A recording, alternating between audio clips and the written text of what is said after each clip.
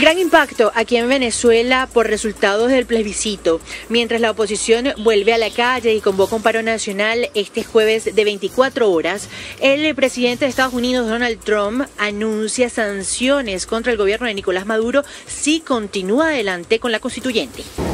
En su visita a Cuba, el presidente Juan Manuel Santos y Raúl Castro hablan de Venezuela y de la forma de buscar una solución a la crisis que vive actualmente.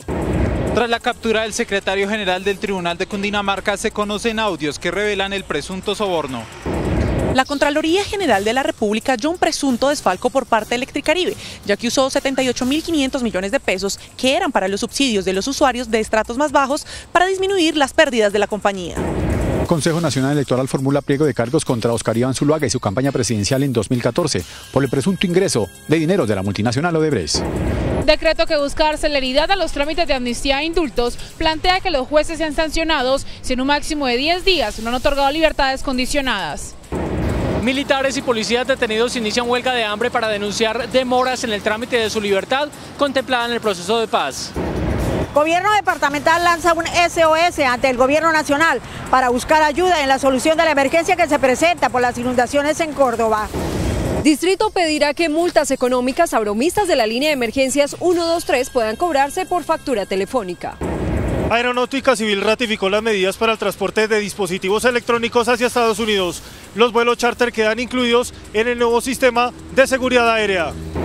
Rigoberto Urán dice que ve opciones de ganar el Tour de Francia. Técnico de Nairo Quintana asegura que el colombiano está estancado. El colombiano Edwin Cardona es nuevo jugador de Boca Juniors. La reina de las transparencias, Kim Kardashian, se mete en líos por salir desnuda a la calle. La polémica al final de la emisión, cuando nos conectaremos con el primer circo colombiano que se presentará en Jerusalén. Buenas noches, nuestros secretos de hoy. 1. Un guerrillero en tutela al fiscal Néstor Humberto Martínez. 2. El futuro de Petro. ¿Le tumban o no le tumban la inhabilidad para ejercer cargos públicos? 3. Comienza el sonajero para ocupar la presidencia de Colpensiones. 1, 2 y 3 al final de la emisión.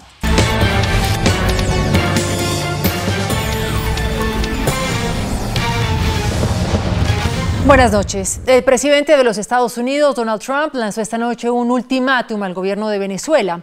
Advirtió que si el presidente Nicolás Maduro continúa adelante con la convocatoria de una Asamblea Nacional Constituyente, automáticamente aplicará sanciones económicas al vecino país. En Caracas está nuestra corresponsal permanente, Yadiris Adrián. Yadiris, buenas noches y adelante con toda la información. Buenas noches, compañeras. La oposición venezolana vuelve este miércoles a la calle y el jueves convocó a un paro nacional por 24 horas tras el impacto masivo que han tenido los resultados del plebiscito contra la constituyente. Estos resultados también han tenido eco internacional, pues el presidente de Estados Unidos, Donald Trump, lanzó un ultimátum contra el gobierno de Nicolás Maduro. A través de este comunicado, el presidente estadounidense Donald Trump lanzó una fuerte advertencia al gobierno de Nicolás Maduro. Estados Unidos no se quedará parado mientras Venezuela se desmorona. Si el régimen de Maduro impone su asamblea constituyente el 30 de julio, Estados Unidos tomará acciones económicas fuertes y rápidas. Esta advertencia de Estados Unidos se da después que la oposición anunciara que intensificará su presión contra el gobierno de Maduro para que retire la Asamblea Nacional Constituyente, con la cual busca redactar una nueva constitución en el país. Convocamos a todo el país a que este jueves asumamos en protesta masiva y sin violencia un paro cívico nacional activo de 24 horas como mecanismo de presión y preparación para la escalada definitiva que será la próxima semana, enfrentar el fraude constituyente y lograr la restitución del orden constitucional. Con el respaldo de 7,6 millones de venezolanos, los líderes de la oposición anunciaron el nombramiento de nuevos magistrados para el Tribunal Supremo de Justicia y la creación de un gobierno de unidad nacional para defender la democracia en el país. Pese a los contundentes resultados de la consulta popular, Nicolás Maduro se mantiene firme y asegura que mantendrá su proyecto de constituyente. Asamblea Nacional Constituyente es la esperanza del pueblo, es el camino del pueblo que quiere paz, que quiere prosperidad, que quiere tranquilidad, que quiere la solución a sus problemas. El mandatario venezolano desconoce los resultados de la consulta realizada por la oposición este domingo y advirtió que mantiene la constituyente y que no recibirá órdenes de ningún gobierno. Desde Caracas, Venezuela, Yariris Adrián para CMI, La Noticia. Yariris, gracias. Y durante una visita a Cuba, donde se reunió con el presidente Raúl Castro, el presidente Juan Manuel Santos aseguró que es necesario desmontar la constituyente en Venezuela para buscar una solución negociada, rápida y pacífica en el vecino país. En su visita, el presidente Juan Manuel Santos agradeció a su homólogo Raúl Castro por ese respaldo al proceso de paz. Dijo precisamente que ese apoyo fue determinante para el éxito que tuvo ese acuerdo final entre el gobierno y las FARC. También hablaron de la crisis en Venezuela. Aunque desde Casa de Nariño solo se limitaron a decir que el tema estuvo en la reunión de los dos presidentes que duró hora y media, al regresar a Bogotá el jefe de Estado a través de su cuenta en Twitter señaló: reiteramos, hay que desmontar constituyente para lograr solución negociada, rápida y pacífica en Venezuela. El mundo entero lo está pidiendo. La canciller, quien acompañó al presidente Santos en su visita a Cuba, dijo que la situación de Venezuela es de los temas que preocupan en la región. Y ver cómo se puede llegar a algún tipo de solución, que el diálogo se restablezca, que puedan haber caminos para un acuerdo. Sobre esta visita, el periódico inglés Financial Times asegura en un artículo que el viaje de Juan Manuel Santos a Cuba tiene como misión convencer a La Habana para apoyar un impulso diplomático regional y así detener la creciente crisis de Venezuela, que ha dejado 90 muertos después de 3 meses de protestas. También se realizó una cumbre empresarial con el objetivo de estimular el comercio y las inversiones. El gobierno de Cuba ha destacado precisamente que existe voluntad para fortalecerlas. A esta hora permanece en los calabozos del búnker de la Fiscalía el detenido secretario general del Tribunal Administrativo de Cundinamarca, Misael Alejandro Bautista, señalado de recibir presuntamente un soborno para favorecer una decisión judicial en el caso del exalcalde de Cota, Juan David Balcero. CMI tuvo acceso a una grabación en la que el exmandatario confirma la entrega del dinero. De acuerdo con la investigación de la Fiscalía, el funcionario judicial habría recibido una suma cercana a los 150 millones de pesos para afectar el proceso del exalcalde de Cota, quien afrontaba un caso de pérdida de investidura. El exalcalde de Cota era procesado en el tribunal por postular a uno de sus socios para el cargo de personero municipal. Según la investigación de la Fiscalía, al conocer que el proceso estaba en curso, el secretario general del tribunal contactó al exalcalde y le ofreció colaboración en su proceso. Tras la propuesta de soborno en el tribunal se comenzó a rumorar sobre estos hechos, por lo que la magistrada Nelly Villamizar empezó a denunciar este caso ante la Fiscalía. Ella obviamente inmediatamente puso las denuncias y sentó su voz de protesta. En una grabación que está en poder de la Corte Suprema de Justicia, el exalcalde de Cota cuenta que fue contactado por un abogado de nombre Efraín que planeó la entrega del dinero. Y lo van a joder a usted en el tribunal, ya tienen todo cuadrado y toda la cosa. Dijo, hermano, nosotros tenemos que arreglar este tema ya. Necesitamos se necesita una plata para esa vaina, para que no lo van a joder en el tribunal. En otro extracto de la grabación, el exalcalde cuenta que estaba siendo presionado, dado que según el secretario, el tribunal de Cundinamarca tomaría una decisión en su contra. Y después el famoso secretario me llegó un día, un domingo, con Efraín, que no, que todo estaba cuadrado, que tocaba cuadrar a otra gente, que no sé qué, que necesitaban la plata, que todo porque ya iba a salir el fallo y que necesitaban darle 50 millones a la magistrada. El secretario será presentado mañana ante un juez de garantías de Bogotá. La Contraloría General denunció un millonario desfalco en Electricaribe. La empresa utilizó recursos de subsidios para cubrir las millonarias pérdidas que arroja su balance. El gobierno había girado 78.500 millones de pesos para subsidios de 600.000 usuarios, pero la empresa los destinó para disminuir las pérdidas que han registrado. Esto lo halló la Contraloría luego de realizar una auditoría entre 2015 y 2016 y analizar cerca de 19 millones de facturas.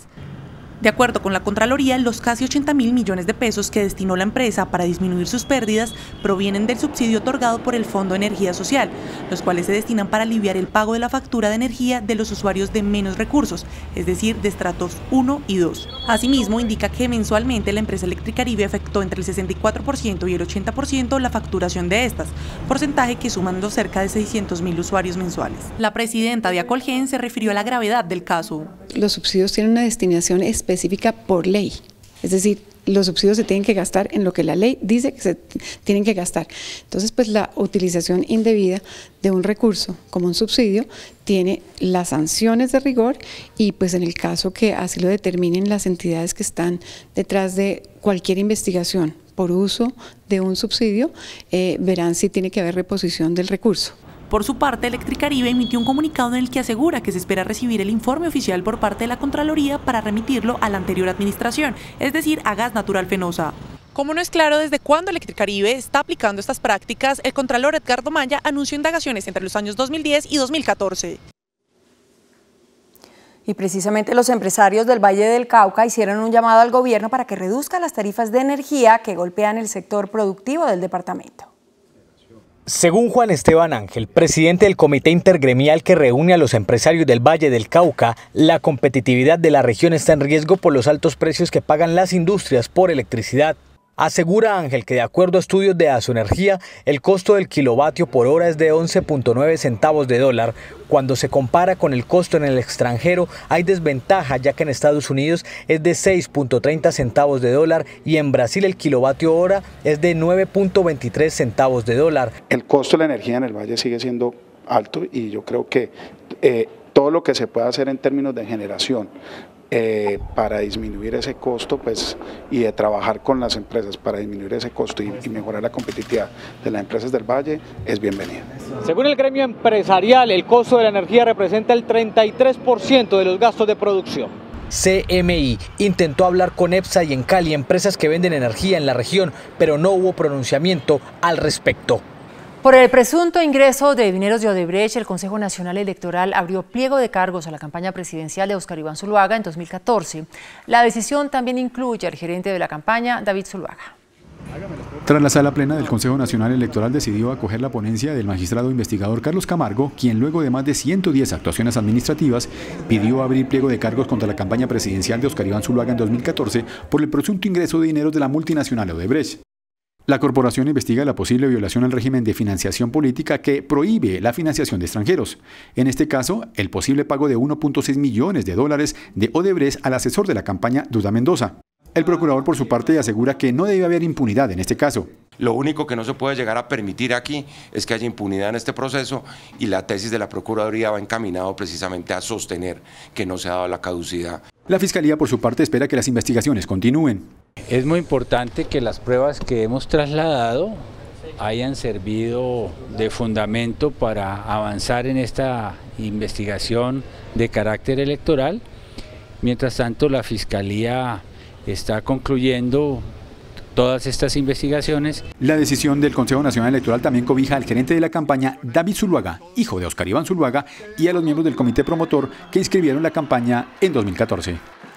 Voceros de varios partidos políticos aseguraron que es necesaria una transformación del Consejo Nacional Electoral ante la falta de resultados de la corporación, que no ha tomado decisiones de fondo sobre varias investigaciones que involucran delitos al sufragio.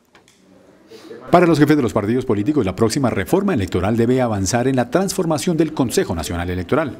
Recientemente hubo una propuesta de crear la cuarta rama del poder público, la rama electoral, con unos procedimientos de elección de un consejo electoral con capacidad jurisdiccional, lo cual desafortunadamente no ha sido acogido por todas las fuerzas políticas. A mí sí me llamaba la atención. El problema en Colombia de todo el funcionamiento es que hay un entrabamiento institucional, pero no es de la carta política, sino del funcionamiento de lo que se otorga. Así que no es cambiando por cambiar, no es haciendo más reformas electorales, es cumpliendo lo que hay. Un magistrado, no sé si tenga la razón o no, dice que allá solamente trabajan 2 horas. Entonces yo sí quisiera preguntar entonces que si apenas si le pagan y siempre cargamos el pato, ¿no? Siempre son los congresistas.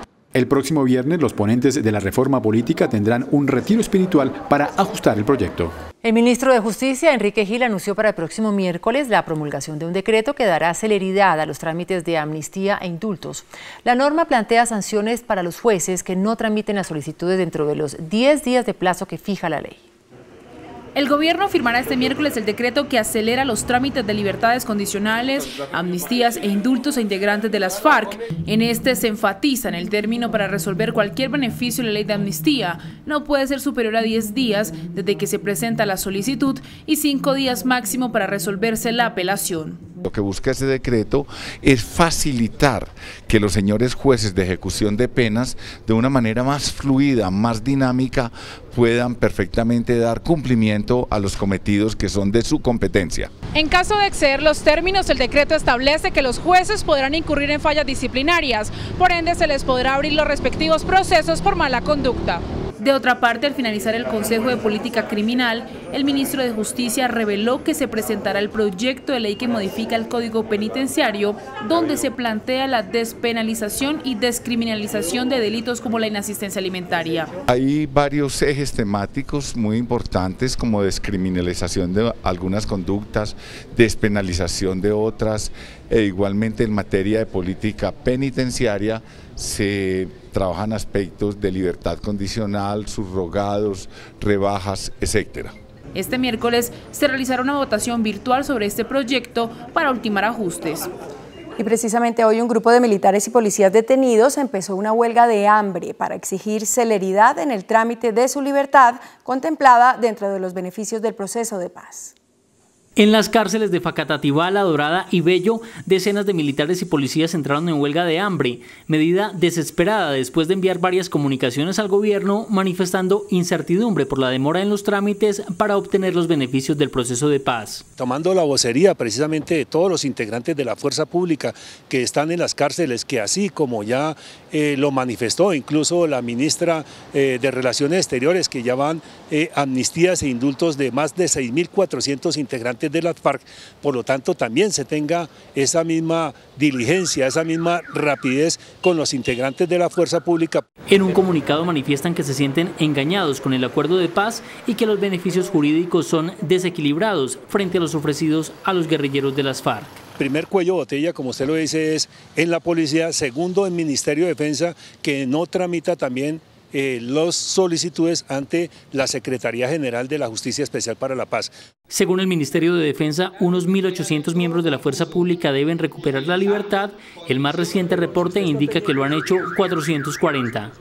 Hay emergencia en Córdoba. 17 de los 30 municipios del departamento reportan inundaciones.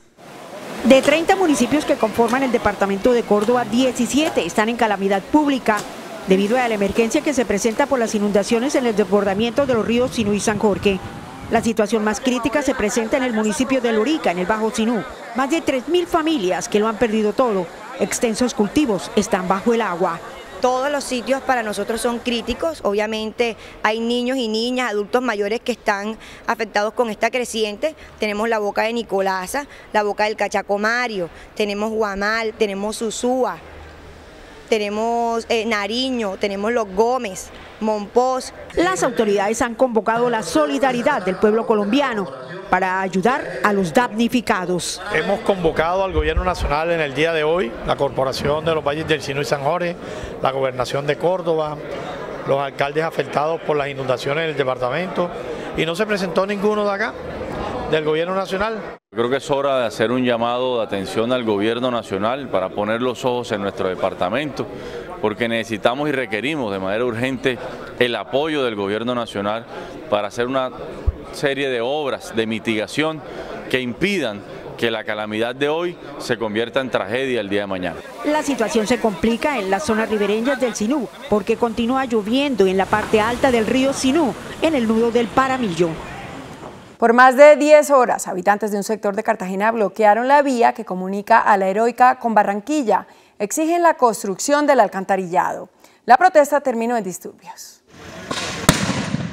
Momentos de tensión se vivieron en el corregimiento de Bayunca por cuenta de los enfrentamientos entre el ESMAD y la comunidad que mantuvo bloqueada la vía La Cordialidad que comunica Cartagena con Barranquilla por más de 10 horas para exigir al distrito el sistema de alcantarillado en esa población. Nosotros lo que estamos exigiendo, sí, y puntualmente, es que para el año 2018 simplemente se aprueben el 100% de los costos del alcantarillado. Hay un cuadro clínico que podemos dar muestra de eso.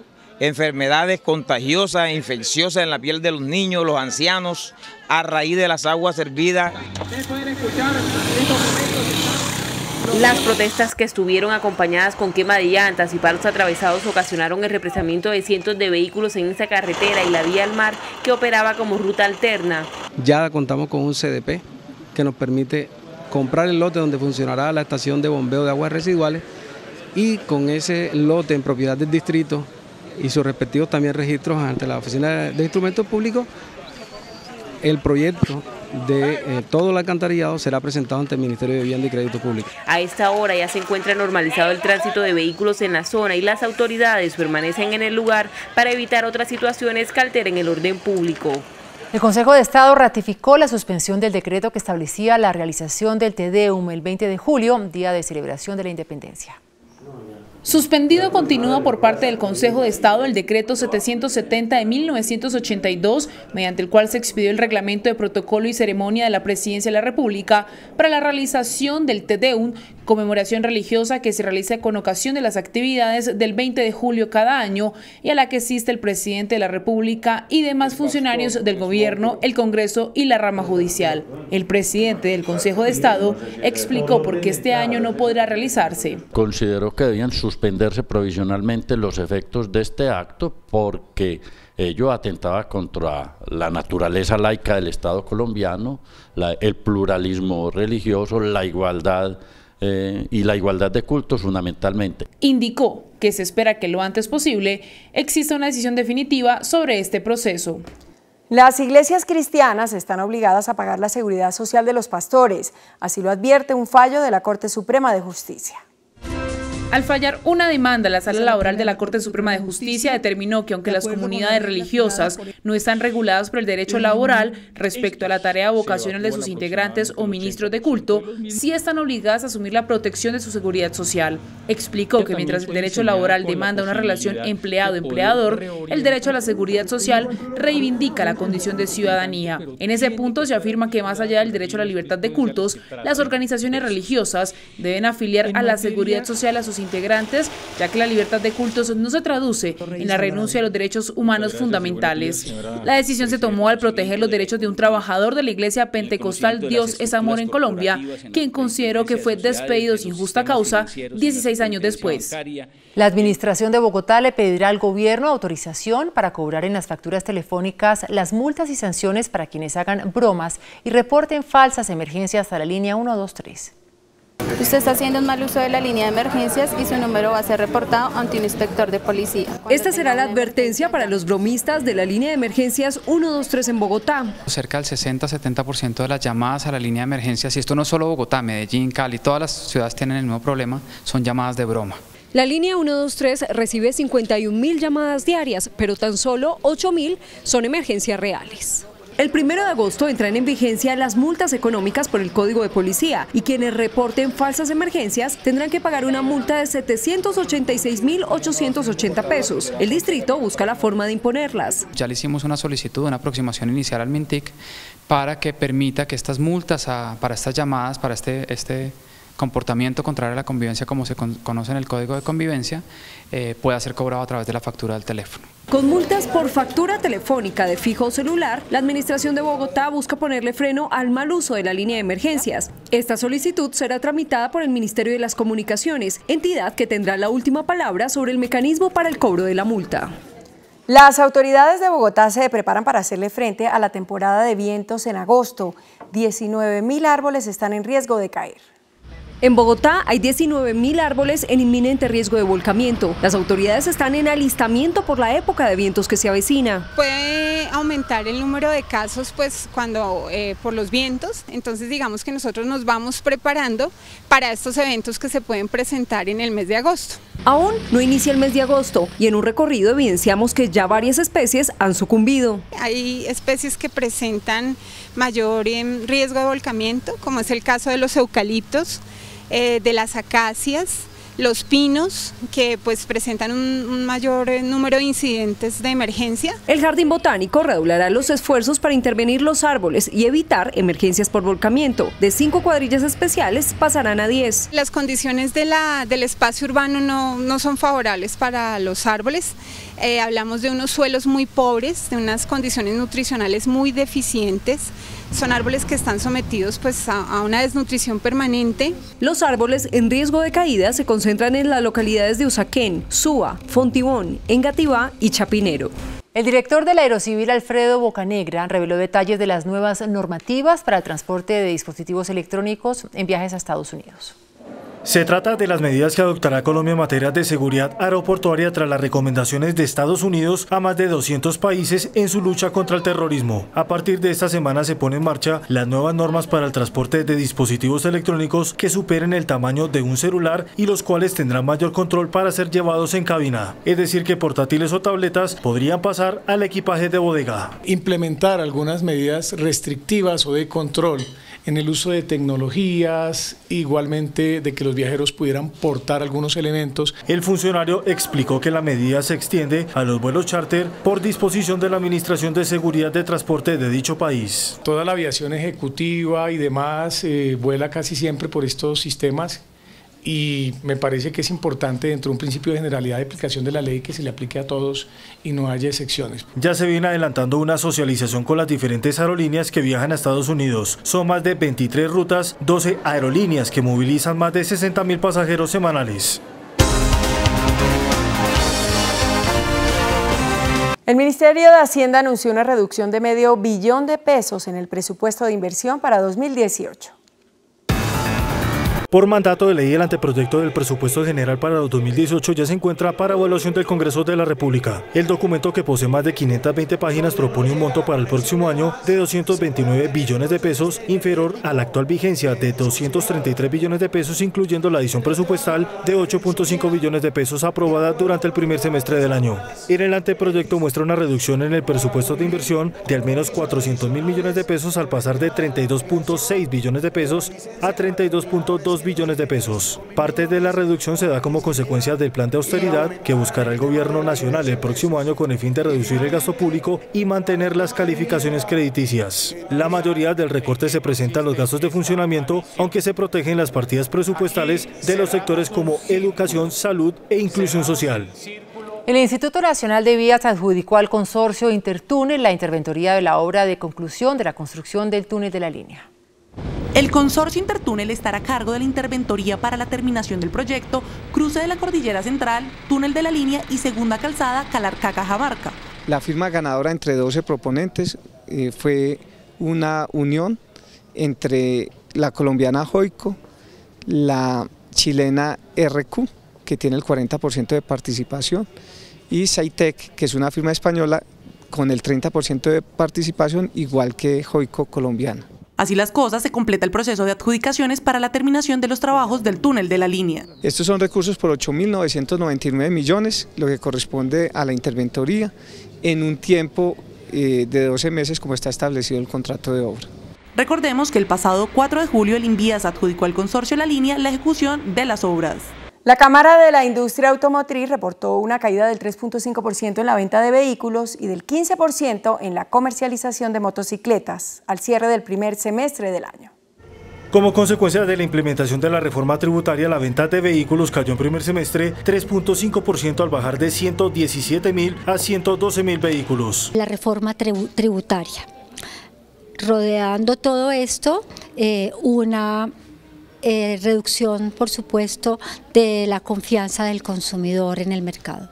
Por lo tanto, el mercado de las motocicletas también presentaron una reducción de al menos 15%. Esto se dio al caer de 283.000 unidades a 239.000 unidades en el primer semestre del año. De esta manera se llega a niveles del 2013. Estos 90.000 pesos de incremento a la motocicleta son para este consumidor de los estratos 1 y 2 un mes de transporte. Es muy duro para este usuario. Se espera que este año se llegue a la cifra de los 250.000 vehículos vendidos. La ministra de Vivienda, Elsa Noguera, anunció que hay disponibles 50.000 subsidios para compra de vivienda en Bogotá y Cundinamarca. En los próximos días se realizarán ferias de vivienda en Bogotá y municipios de Cundinamarca con el objetivo de que este sector tenga un mayor dinamismo en la capital. Tenemos 50.000 subsidios aún disponibles. El año pasado, en lo que va corrido de este año y medio, que se lanza nuevamente la vivienda en Bogotá, ya se han colocado 30.000 subsidios, quedan 50.000. Por su parte, el alcalde de Bogotá aseguró que habrá importantes beneficios para quien compre vivienda. Hay subsidios que llevan a que haya una reducción en las cuotas al 24%, La presidenta de Camacol señaló que este sector ha tenido un importante crecimiento. Un aumento del 20% de comercialización de vivienda. De acuerdo con la presidenta de Camacol, la inversión prevista en materia de vivienda para este año supera los 32 billones de pesos. La deuda de hospitales y clínicas por prestación de servicios de salud alcanzó los 7.3 billones de pesos, la cifra más alta de los últimos 18 años. Un estudio revelado por la Asociación Colombiana de Clínicas y Hospitales reveló que las deudas del sector alcanzaron su pico máximo en los últimos 18 años, con 7.3 billones de pesos y una tasa de morosidad del 66%. Esto, más temprano que tarde, va a afectar a los usuarios, porque el sector hospitalario requiere la liquidez. Entre las 53 EPS que están bajo alguna medida de la Superintendencia de Salud, deben casi el 50%, con 5.3 billones de pesos. La Superintendencia de Salud tuvo que haber sido desde hace mucho tiempo una entidad temible que fuera capaz de aplicar las normas de manera simétrica. La EPS con más alto índice de morosidad en cartera es Café Salud, que pasó del 44,1 al 70% de mora. El índice de capitalización de la bolsa, que mide el comportamiento de las 20 principales acciones, cerró a la baja. El índice de capitalización de la Bolsa de Valores de Colombia bajó 0,02% a 1.487 puntos. La acción que más subió fue la de Fabricato, con una valorización de 2,13% a 14 pesos con 40 centavos. La empresa de telecomunicaciones de Bogotá fue la acción que más cayó, con una pérdida de 2,11% a 558 pesos. La acción más transada de la jornada fue la de Preferencial Bancolombia, al movilizar más de 22.000 millones de pesos.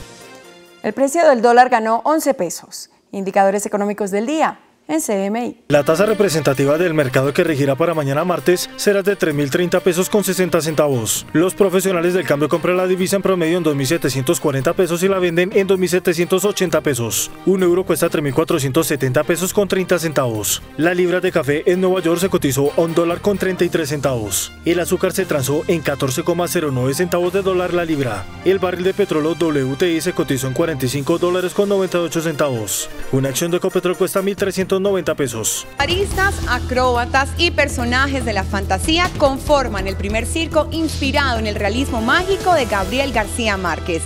Con ellos nos conectamos después de comerciales desde el Parque Las Artes en Bosa.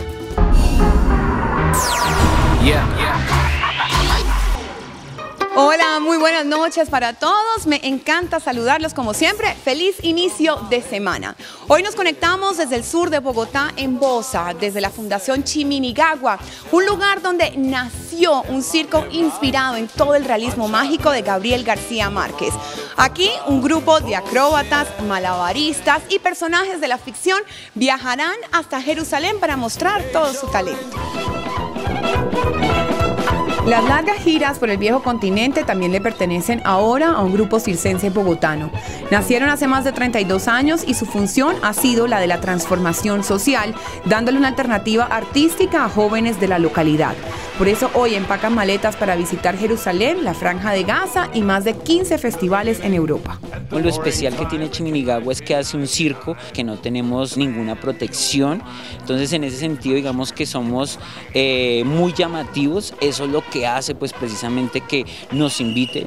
10 artistas que son el vivo ejemplo de que las artes en el país pueden ser una alternativa sólida de vida para quienes se lo propongan. Se me dio la posibilidad de pertenecer a obras de teatro, a actividades, a comparsas, y creo que se volvió una opción de vida aquí en el sur de la ciudad.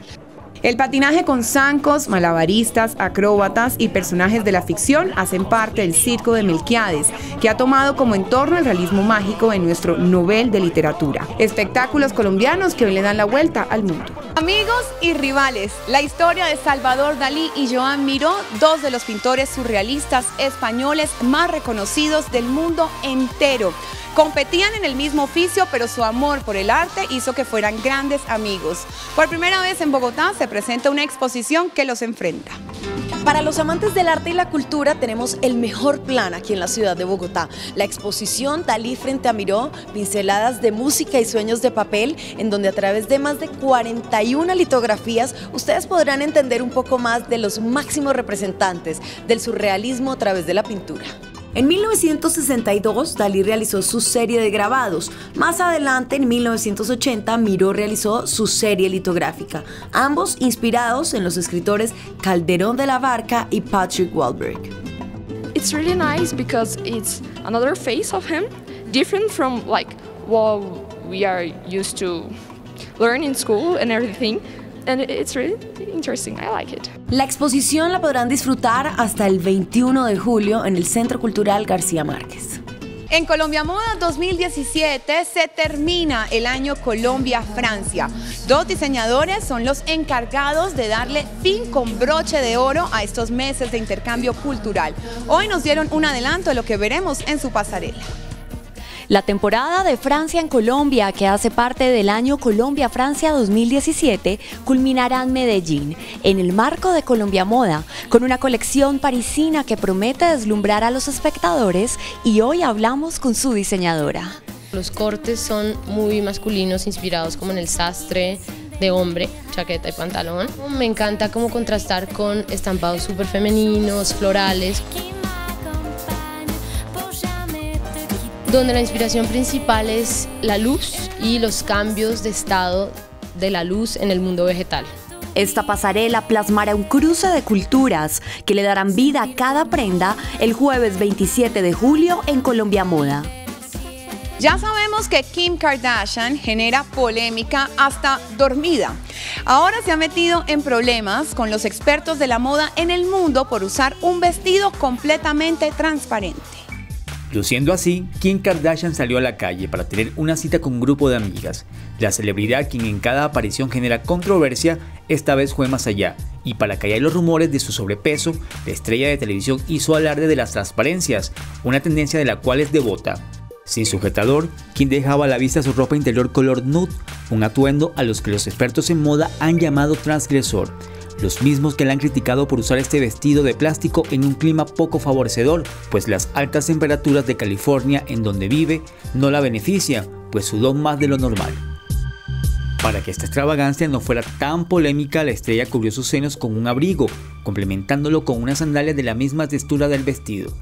Estamos mejorando y para innovar en nuestros contenidos le preguntamos a los colombianos qué quieren ver en el nuevo canal y esto fue lo que nos contestaron. Un noticiero que nos llegue más a nosotros como colombianos. Me gustaría ver más programas educativos, temas que tengan que ver con la juventud. Me gustaría que fueran por todo el mundo a mirar todos los problemas que tiene cada país. Enfocando varios temas sociales, económicos, políticos. Deberían pasar más programas de carácter cultural, programas para la familia, programas para la niñez. Por hoy me despido desde Bosa, en el sur de Bogotá, con el Circo de Melquiades. Nos conectamos mañana en las noticias del entretenimiento. Que sueñen bonito y gracias por acompañarme.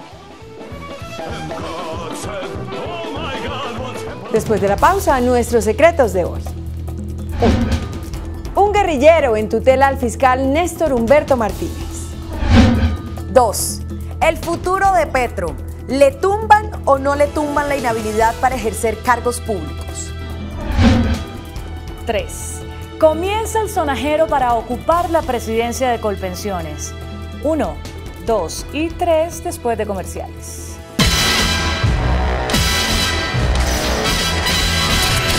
Nuestros secretos de hoy. 1. ¿Quién lo creyera? Por primera vez, un guerrillero de las FARC hace uso de la tutela. Busca anular una orden de captura con fines de extradición librada en su contra. Quien interpuso la tutela es el excomandante del Frente 30 de las FARC, Martín Leonel Pérez Castro, involucrado en el secuestro de los diputados del Valle y quien purga una pena de 60 años de prisión. Hace casi 2 meses, un juez de conocimiento de penas le concedió la amnistía, ordenó su libertad condicional y su traslado a la zona veredal de Mesetas, en el Meta, para que se concentrara con otros integrantes de las FARC que hacen tránsito a la vida civil. Sin embargo, el excomandante Pérez hoy continúa detenido porque existe una orden de captura en su contra con fines de extradición a los Estados Unidos que lo requiere por el delito de narcotráfico.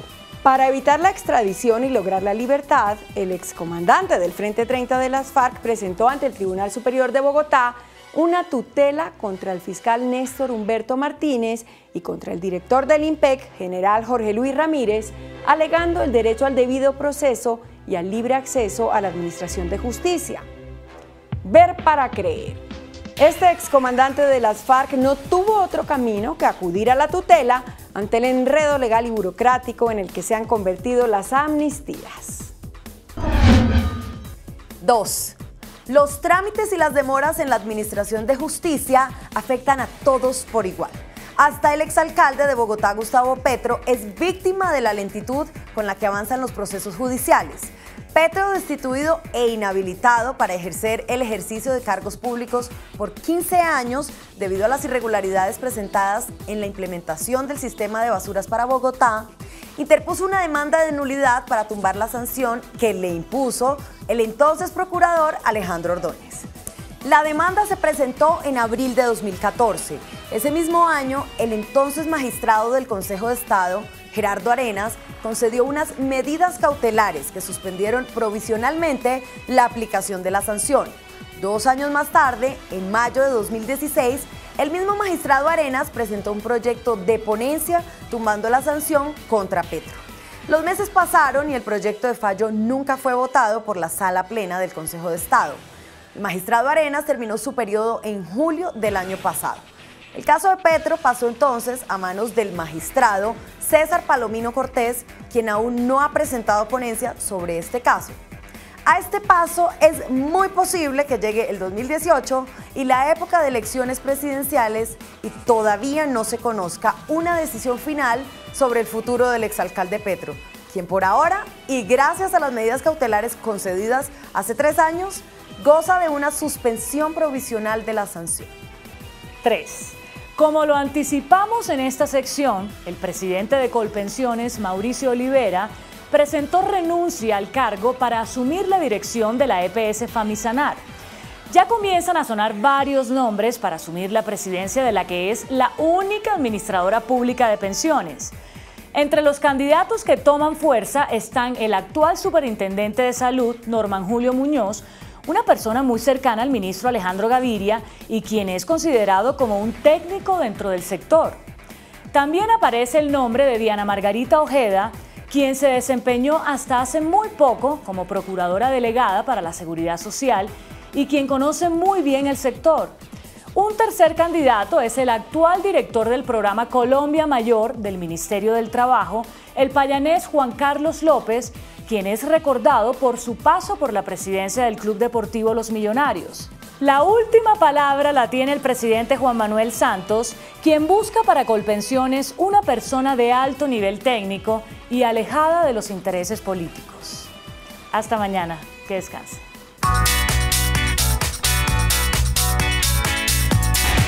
Después de la entrevista en Pregunta Yamit con Eduardo Díaz Uribe, director de la Agencia para la Sustitución de Cultivos Ilícitos, ¿usted cree que su gestión logrará impedir que el ministro de Defensa, Luis Carlos Villegas, renuncie a su cargo? Sí, 59%. No, 41%. Hasta aquí las noticias. Gracias y buenas noches. Nos vemos mañana, como siempre, en CMI La Noticia.